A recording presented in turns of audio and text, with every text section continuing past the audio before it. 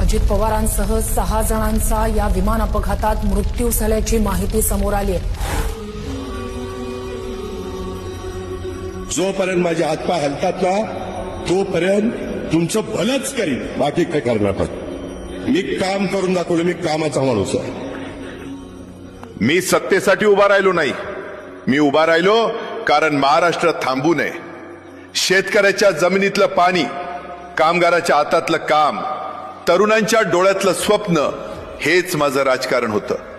निर्णय कठोर झाले, आवाज चढला, कारण वेळ कमी होती आणि काम प्रचंड होतं.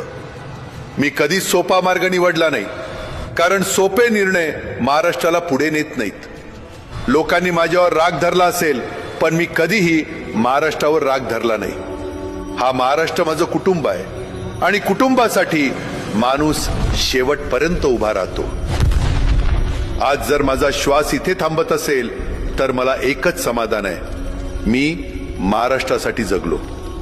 माझ्या नंतरही काम थांबू देऊ नका, कारण सत्ता येते जाते पण लोकसेवा अमर असते.